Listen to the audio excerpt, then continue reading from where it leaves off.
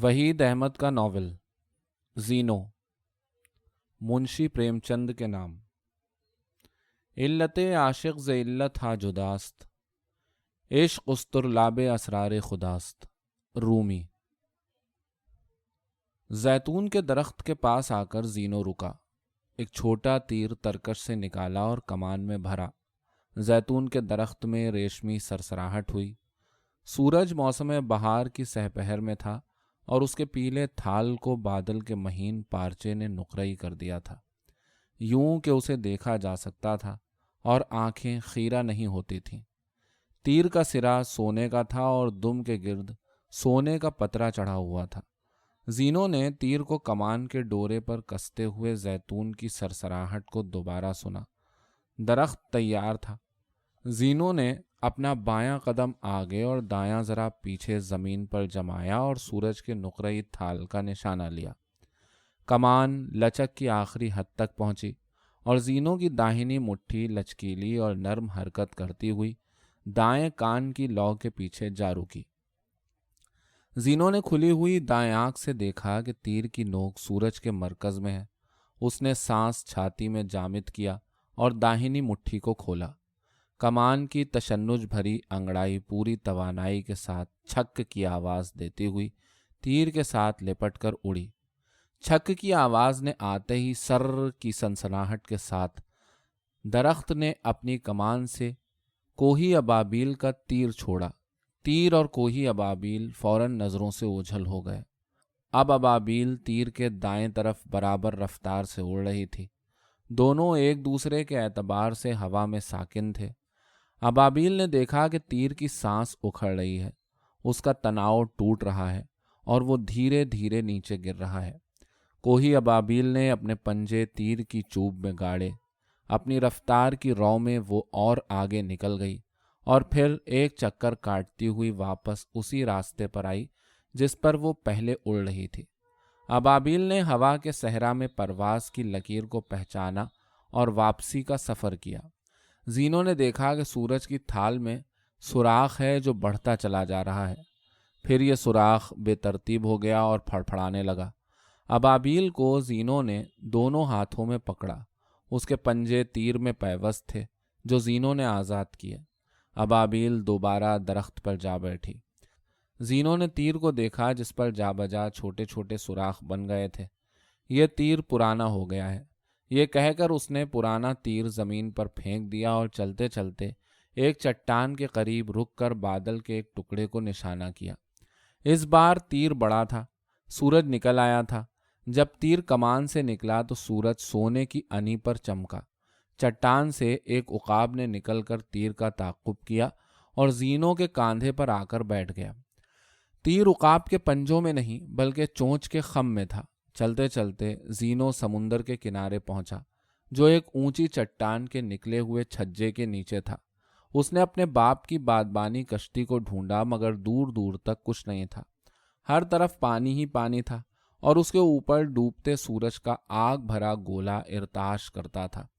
जब सूरज का पेंदा समुंदर की सतह से मस हुआ तो उसने पंजों पर उछलकर समुंदर में छलांग लगाई। अब वो छोटी बड़ी मछलियों के साथ तैर रहा था। उसने सर पानी से बाहर निकाला और सांस बराबर किया। सूरज उसकी छलांग के साथ ही डूब गया था। घर पहुंचकर वो अपने बाप का इंतजार करता रहा। फिर उसकी माँ ने उसे खाना खिलाकर सुला दिया। सुबह जब वो बेदार हुआ तो अपने बाप के बिस्तर को खाली देखा। उसकी माँ ने बताया कि बाप रात को आ गया था और अब लकड़ियां काटने जंगल गया है।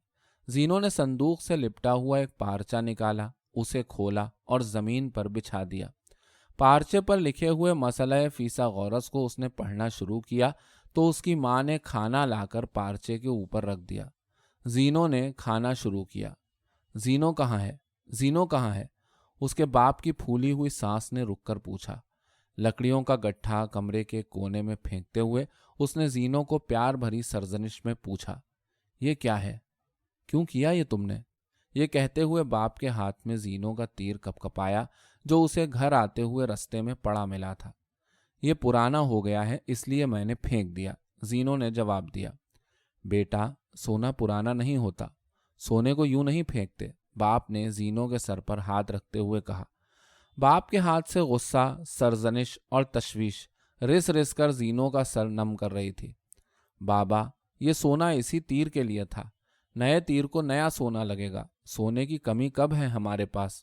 اس گھر کی بنیادوں اور صندوقوں میں اتنا سونا ہے کہ پورا یونان خریدا جا سکتا ہے، زینو نے بے اعتنائی سے کہا۔ باپ نے پھٹی ہوئی آنکھوں سے ہوا کو دیکھا، اپنی انگلی گھما گھما کر اندازہ لگایا اور زوردار آواز میں جواب دیا۔ ابھی پورا نہیں، ہاں 2/3 یونان خریدا جا سکتا ہے۔ جب پورے یونان جتنا سونا جمع ہو گیا تو پھر تم پرانے تیر پھینک دیا کرنا۔ زینو اپنے ماں باپ کے ساتھ بحیرہ آج کے ایک اندیکھے جزیرے میں رہتا تھا۔ یہ جزیرہ اس کے باپ نے ڈھونڈا تھا، جو ایک مشاق جہاز ران بھی تھا۔ جزیرہ ایتھنز کے شمال مشرق میں واقع تھا اور ایتھنز سے آدھے دن کی مسافت کے بعد یہاں پہنچا جا سکتا تھا، بشرطے کہ سمندری ہوائیں معتدل ہوں۔ زینو 18 سال کا تھا۔ اس کا قد دراز، بال سنہرے، ہلکے گھنگریالے اور لمبے تھے، آنکھیں نیلی اور انتہائی چمکدار تھیں، وہ انہیں جھپکتا بھی کم تھا۔ اس کی آنکھوں کو مسلسل نہیں دیکھا جا سکتا تھا کیونکہ دیکھنے والے کی نظر ٹھوکر کھاتی اور حدت محسوس کرتی تھی۔ اس کی پیشانی چمکتی تھی۔ زینو کے باپ کا تعلق مقدونیہ کے ایک دور افتادہ قصبے سے تھا۔ وہ انتہائی ذہین شخص تھا، اس کے نین نقش واجبی تھے، فلسفے میں ید طولہ رکھتا تھا۔ افلاطون کی اکیڈمی میں 20 سال تک تعلیم حاصل کی اور افلاطون کے خاص شاگردوں کی صف میں آ کھڑا ہوا۔ وہ ارسطو کا ہمعصر دوست اور مد مقابل تھا۔ اکیڈمی میں اکثر ارسطو سے مباحثہ رہتا، اگرچہ فلسفہ، طب، حیاتیات، اخلاقیات، فن شعرگوئی کا عالم تھا، مگر حیاتیات اس کا خاص میدان تھا۔ ارسطو انتہائی سرد مزاج تھا، مگر زینو کا باپ بہت تندخو اور جذباتی تھا۔ جب ارسطو نے کہا کہ دماغ کا کام خون کو ٹھنڈا کرنا ہے تو اس نے بھرپور مخالفت کی اور بقراط کے نقطۂ نظر کی تائید کی کہ دماغ کا کام خیالات کو مجتمع کرنا ہے۔ زینو کا باپ کوزہ گری اور ظروف کی نقش نگاری میں بھی اپنی مثال آپ تھا۔ وہ ایتھنز کے ایک مصری مجسمہ ساز کے ساتھ کام کرتا تھا جو کوزہ گری اور ظروف سازی کے باعث بہت مشہور تھا۔ مصری مجسمہ ساز کے پاس 500 سال پرانے نوادرات تھے۔ جب پہل مصری اور یونانی ظروف سازی کا سنگم ہوا تو ان نوادرات میں مصریوں کے بنائے ہوئے نقشین ظروف تھے جن پر ابو الہول اور گریفن بنے ہوئے تھے۔ ان کے مد مقابل یونانیوں کے بنائے ہوئے قنطورس، سطور اور مائنوٹور کے نقوش سے مزین بیش قیمت نوادرات تھے۔ زینو کی ماں اسی مصری مجسمہ ساز اور کوزہ گر کی بیٹی تھی۔ وہ زینو کے باپ کی شہرت بن چکی تھی اور اس سے بہت متاثر تھی۔ زینو کے باپ سے عمر کے باپ میں بہت چھوٹی تھی، اس قدر حسین تھی کہ دیکھنے والے کی آنکھیں اس کے سراپے سے لپٹ کر سناٹے میں آ جاتی۔ ایک شرارت نے انہیں رشتہ ازدواج میں منسلک کر دیا۔ ہوا یوں کہ ایک رات زینو کا باپ مصری کوزہ گر کے کارخانے میں پہنچا۔ چراغ روشن کیا تو کیا دیکھتا ہے کہ ایک نیا مجسمہ موجود ہے جو نسوانیت کا شاہکار ہے اور سنگ تراشی کے باقی اعلیٰ ترین نمونوں کے عین وسط میں ہے۔ اس کے ایک طرف ایفروڈائٹ اور دوسری طرف ہیرا کا مجسمہ ہے۔ دیکھنے والا دم بخود رہ گیا اور دھیرے دھیرے مجسمے کی طرف بڑھا۔ ابھی وہ پتھر نگاہوں کے ساتھ مجسمے کو دیکھ ہی رہا تھا کہ مجسمے نے ہاتھ بڑھا کر اس کے رخساروں کو چھوا اور اپنے ہونٹ اس کے ہونٹوں میں پیوست کر دیے۔ اسی دوران مصری مجسمہ ساز کمرے میں داخل ہوا تو مجسمہ تیزی سے باہر نکل گیا۔ مصری مجسمہ ساز نے دونوں کی شادی کر دی۔ زینو کا باپ ذہین ہونے کے ساتھ ساتھ انتہائی مکار بھی تھا۔ اس نے مصری مجسمہ ساز کی بیٹی تو خیر حاصل کر لی، منت سماجت کر کے 500 سال پرانے نوادرات میں سے بھی بہت کچھ لے لیا۔ زینو کے نقوش اپنی ماں سے ملتے جلتے تھے۔ بے انتہا علم اور تحقیق کے بعد زینو کا باپ بالآخر اس نتیجے پر پہنچا کہ علم طاقت ہے اور دولت بھی طاقت ہے، چنانچہ منطق کی روح سے علم دولت ہے۔ اس نے یونان کا امیر ترین انسان بننے کا خواب دیکھا اور تعمیر کے لیے سرگرداں ہوا۔ مقدونیہ میں وہ ایک متوسط درجے کا شہری تھا۔ تاریخ اور سیاست کا گہرا شعور رکھنے کی وجہ سے اسے یہ احساس ہوا کہ یونان اپنی خانہ جنگیوں کے باعث رہائش کے قابل نہیں رہا۔ یہ وہ دور تھا جب مقدونیہ کا بادشاہ فلپ دوئم گھوڑوں کے سموں سے سارا یونان ناپ رہا تھا۔ ایتھنز علم و دانش کا گہوارہ اور یونان کا سب سے زیادہ ترقی یافتہ شہر تھا۔ مقدونیہ کو سارا یونان بربری، وحشی اور غیر مہذب سمجھتا تھا، کیونکہ وہ شکاریوں، شرابیوں، لٹیروں اور کسانوں کی سرزمین تھی اور شہری ریاستوں کے نظام میں پاتال تک گری ہوئی تھی۔ یونانی زبان میں بدیسی لفظوں اور لہجے کی آمیزش اہل یونان کو گراں گزرتی تھی۔ خاندانی بادشاہت چل رہی تھی۔ پیلوپونیس جنگ میں بھی مقدونیہ کا کردار مشکوک تھا۔ فلپ دوئم اگرچہ نہایت ذہین تھا مگر بے ضمیر، بد کردار اور مطلق العنان بھی تھا۔ اس کے ذہن میں بس ایک ہی سودا سمایا تھا اور وہ تھا تمام یونان پر مقدونیہ کی حکمرانی اور بے انتہا دولت کا حصول۔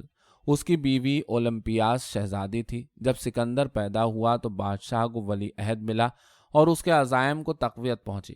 فلپ دوئم شراب نوشی اور زناکاری کا بھی بادشاہ تھا۔ مقدونیہ آبادی کے اعتبار سے یونان کی سب سے زیادہ گنجان آباد ریاست تھی۔ جب بادشاہ نے یونانی ریاستوں پر لشکر کشی کی تو ان تمام آبادیوں کو تاراج کرتا گیا جہاں ذرہ بھر بھی مزاحمت نظر آئی۔ پھر اس نے کوہ پینجیم کو فتح کیا جہاں سونے کی کانیں سالانہ 1000 ٹیلنٹ پیدا کرتی تھیں۔ اس نے اپنی عیاری سے سونا پیدا کرنے والے ریاستی کارندوں کو اپنے جال میں پھانسا اور ان کا ضمیر خریدا۔ ان بیش قیمت لوگوں کو اس نے انعام کے طور پر اپنا نام عطا کیا اور وہ لوگ بھی فلپ کے نام سے پکارے جانے لگے۔ جب قریب قریب سارا یونان مقدونیہ کے بادشاہ کے زیر نگیں ہوا اور گھوڑوں کی ٹاپیں ایتھنز کے گلی کوچوں میں سنائی دینے لگیں تو زینو کے باپ نے خطرے کو بھانپا۔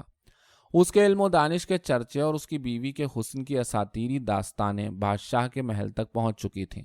زینو 16 برس کا تھا۔ وہ ماں باپ کے ساتھ اپنے نانا کے گھر مقیم تھا۔ رات گئے بادشاہ کے کچھ کارندے گھر میں داخل ہوئے اور زینو کی ماں کا مطالبہ کیا۔ مصری مجسمہ ساز نے مزاحمت کی تو انہوں نے گھر کی تلاشی لی۔ جب کارندے مجسموں کے کارخانے میں پہنچے اور چراغ جلا کر ڈھونڈنا شروع کیا تو ناکام ہوئے۔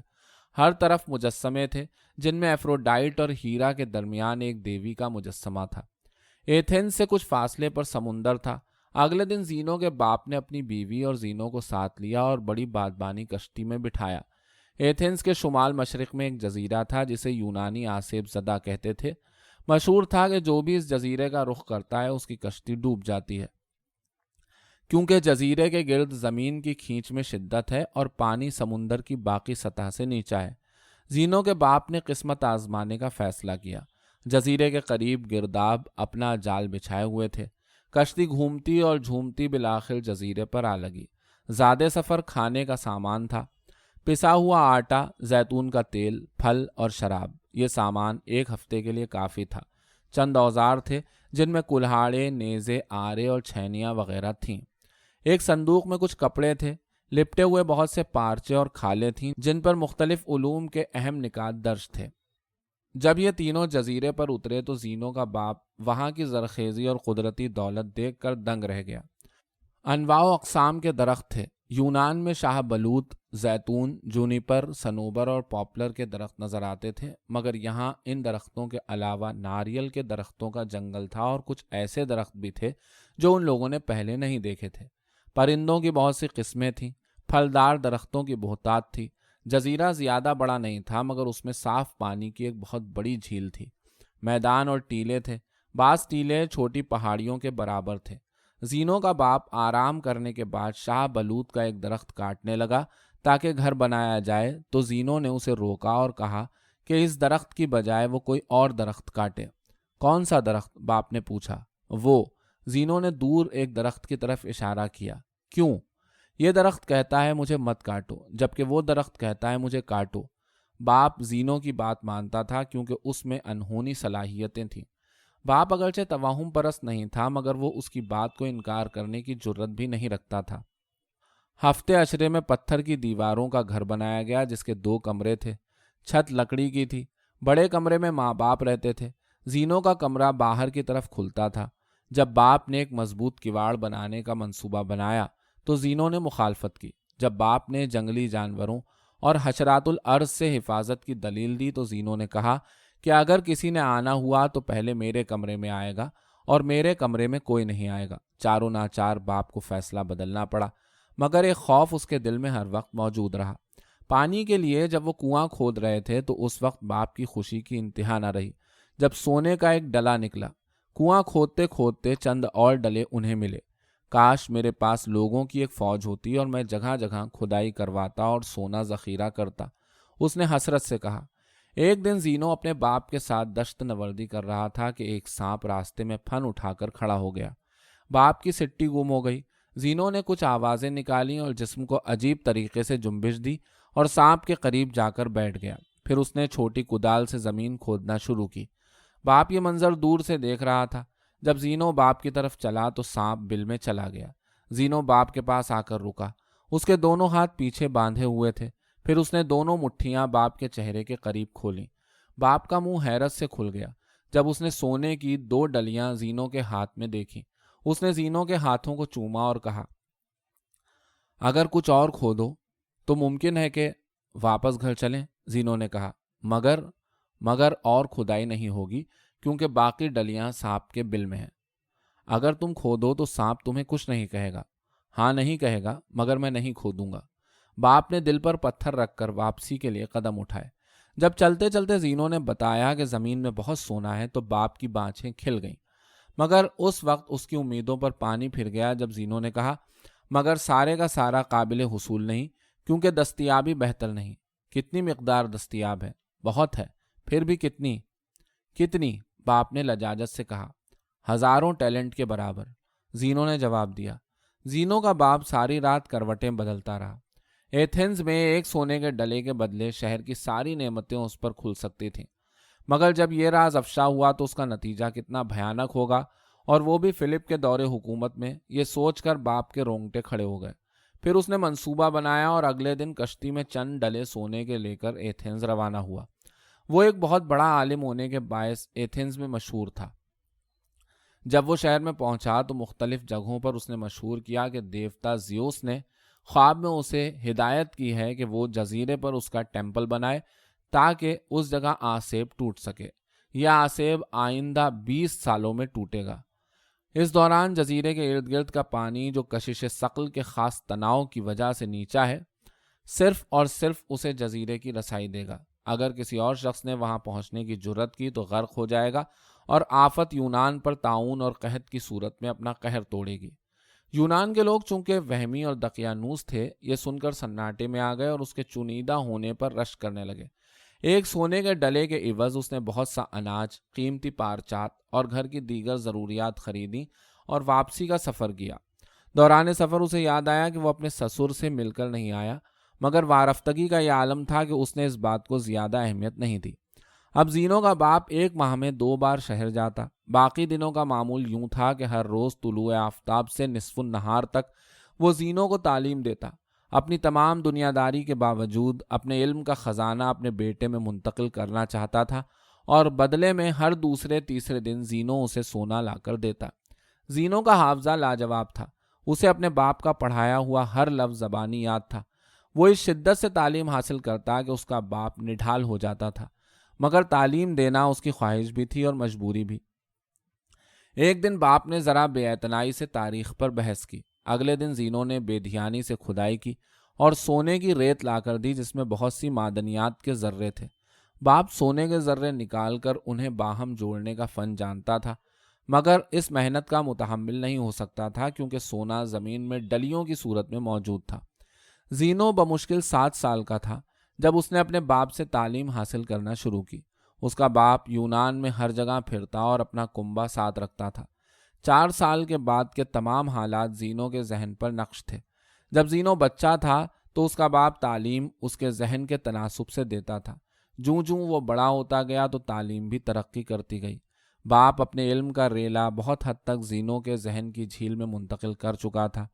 زینو کو یاد تھا کہ ایک بار سایون میں بحر تھریسیا کے کنارے پر اس کے باپ نے علت و معلول کے موضوع پر 4 دن بھاشن دیا تھا۔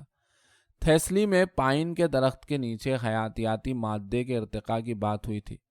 لیوکاس کے جزیرے پر بحر آیونیا کا ساحل خنک تھا اور وہاں حرارت کے اثرات زیر غور تھے۔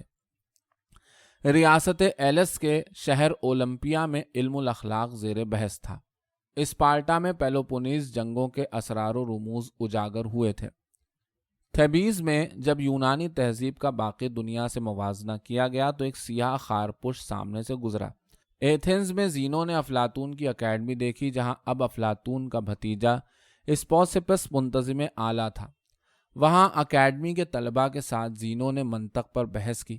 زینو کا باپ اپنے بیٹے کے بے پناہ حافظے اور منطق کی کاٹ پر فخر کرتا تھا، جو اب رشک میں بدلتا جا رہا تھا۔ ان کا معمول تھا کہ جزیروں میں پہروں چلتے ہوئے علم کا اعادہ کیا جائے۔ زینو کو اس وقت اکتاہٹ ہوتی جب اس کا باپ اچانک موضوع تبدیل کر کے اپنی گفتگو سونے کی تلاش پر مرکوز کر دیتا۔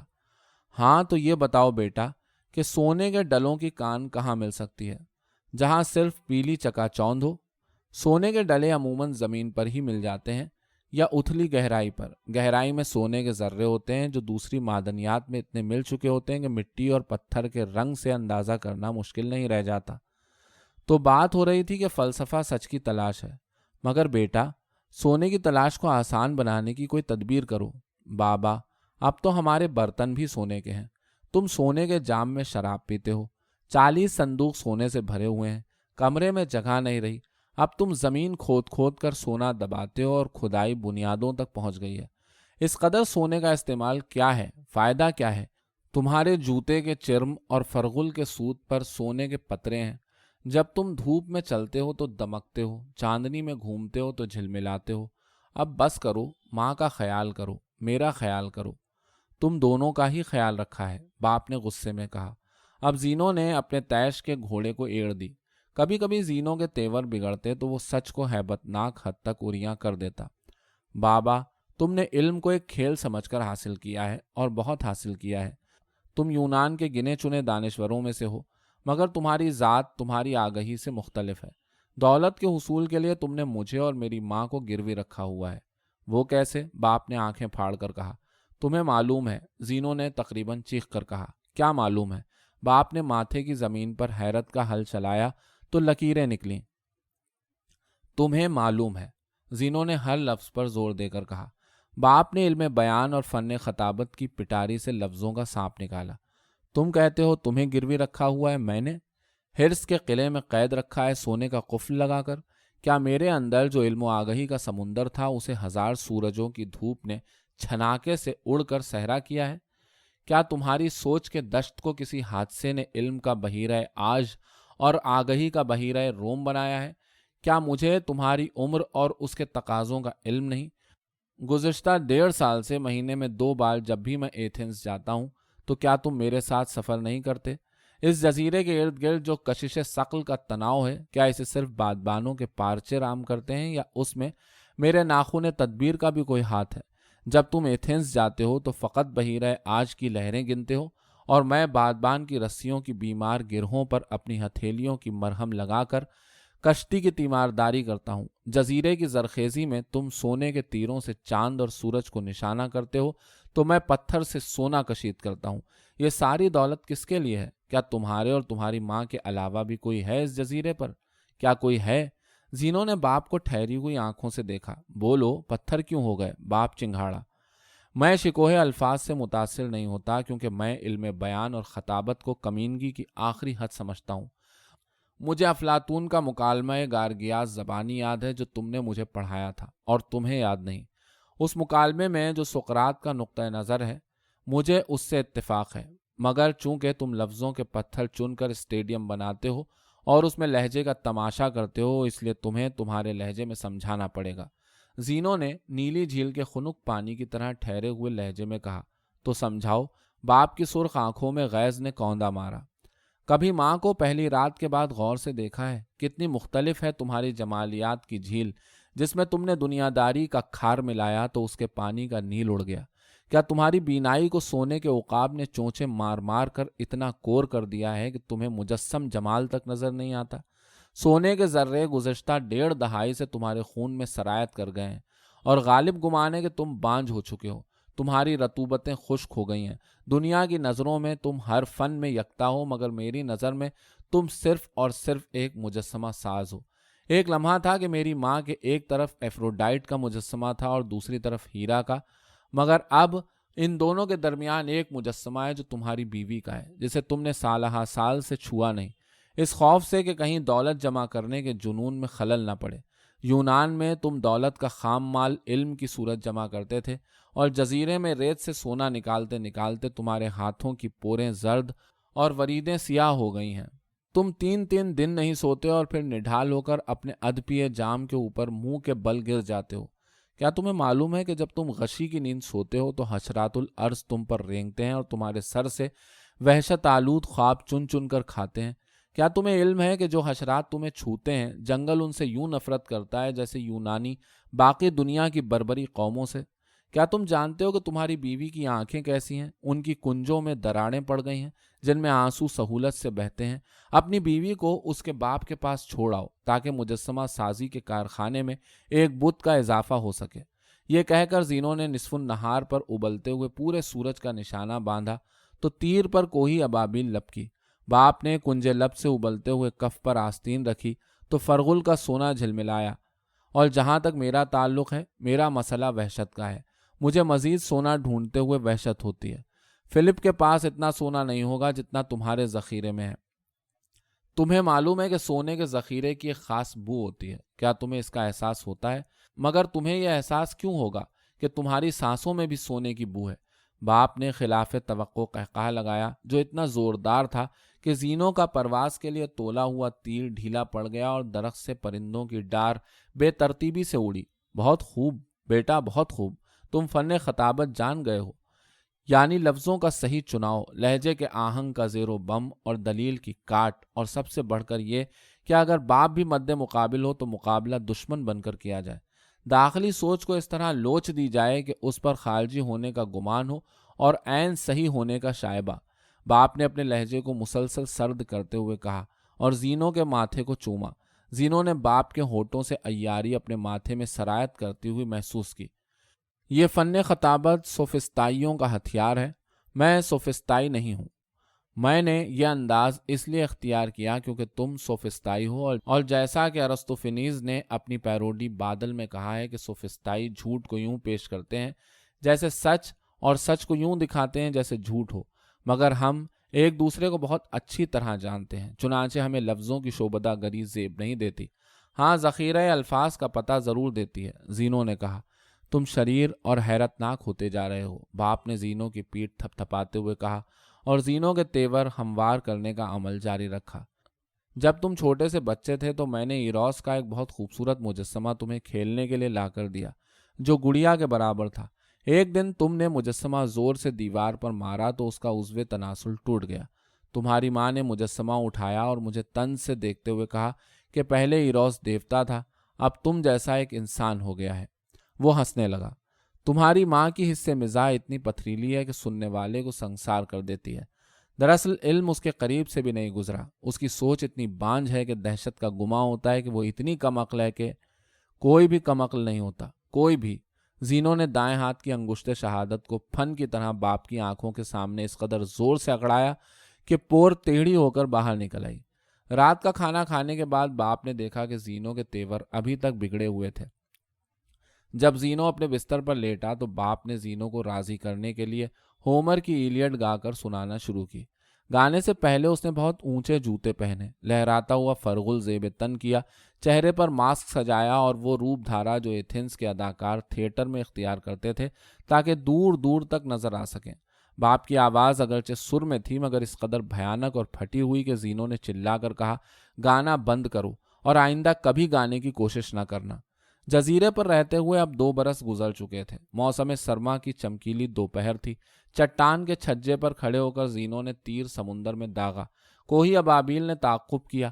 اب ابابیل اور تیر ہوا میں ایک دوسرے کے اعتبار سے ساکن تھے۔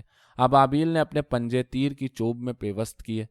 کوہی ابابیل کے پاؤں عموماً کمزور ہوا کرتے ہیں۔ ہوا بہت تیز تھی۔ ابابیل نے بہت دیر تک جھونکوں سے جنگ کی اور اس کشمکش میں سمندر میں دور نکل گئی۔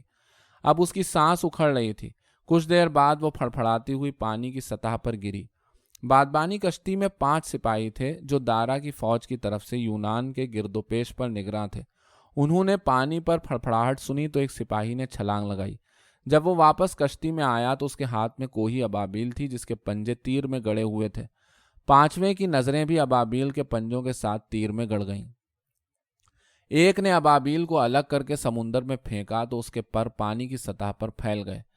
جزیرہ 15 اسٹیڈیم کے فاصلے پر تھا۔ انہوں نے کشتی کا رخ جزیرے کی طرف کیا تو ایک سپاہی نے شدید مخالفت کی۔ اسے علم تھا کہ جزیرہ آسیب زدہ ہے، مگر جب آسیب اور تیر پر لگے ہوئے سونے کا موازنہ کیا گیا تو سونا بھاری نکلا۔ جوں جوں جزیرہ قریب آتا جا رہا تھا، پانی کی سطح گرتی جا رہی تھی اور کشتی پانی کے اندر دھنس رہی تھی، حتیٰ کہ پانی کشتی کے کناروں کو چھونے لگا۔ پانی میں جگہ جگہ گرداب تھے اور ان کے گھماؤ میں اتنی شدت تھی کہ پانی میں جا بجا سیاہ روزن بنے ہوئے تھے۔ انتہائی جدوجہد کے بعد جب کشتی کنارے لگی تو پانچوں اپنے بھالے، خنجر، تلواریں اور تیر کمان اٹھا کر باہر نکلے۔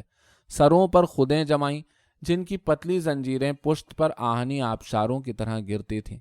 دور شاہ بلوط کے درختوں میں ایک پہاڑی نما ٹیلا تھا جس پر زیوس کا مجسمہ استادہ تھا۔